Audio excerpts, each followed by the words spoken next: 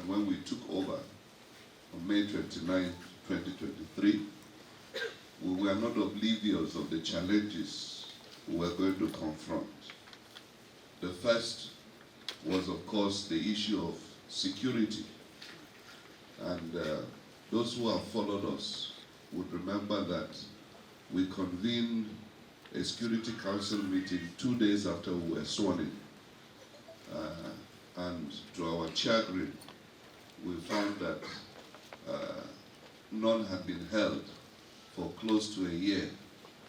And so we immediately swung into action, trying to appraise the security situation and see how we can remotivate the security agencies. And it's unfortunate that the security challenge has not abated as we had hoped. But one thing we have done is that sometimes it's difficult for people to appreciate what government has done when these killings continue.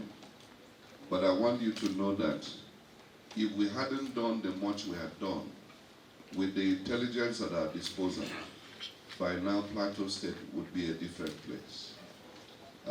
There are so many details we cannot unveil, but I'm glad to tell you that, in fact, among the states in north-central Nigeria, that Plateau State is relatively safer than others, because at the moment, we do not have any local government in Plateau State that is completely a no-go area.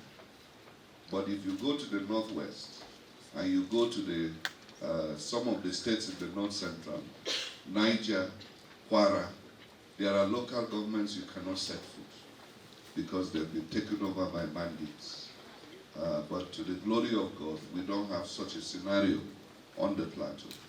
What we have are very opportunistic attacks that come in, attack, and then they disappear.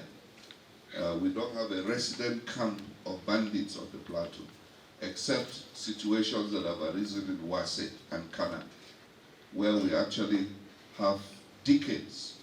Some of you would recall that the emir of Wase, even before we came in, cried out loud that half of his domain was under bandit occupation. But I'm glad to tell you that we've been able to push back, and we've been able to substantially regain ground in Wase. That's why today the grazing reserve in Wase is available for investment by the grace of God. Other security challenges continue to confront us, but we continue to redouble our efforts, rejig our efforts, to recalibrate our efforts, to make sure that we stem this tide. And I'm sure that with the efforts we are putting in place, that we're going to see significant improvements not too long from now. One thing I must say is that we brought Operation Red Bull back to the frontier of security operations.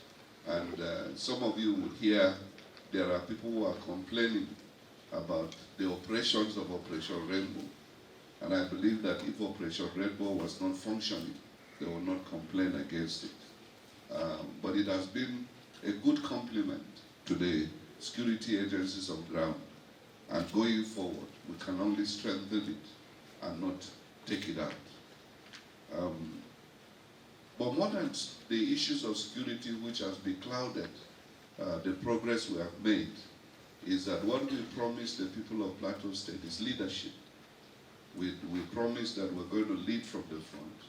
We are not going to be political. The issue of detention of youths, which I directed that they should be released, again brings to question the position of the governor as chief security officer.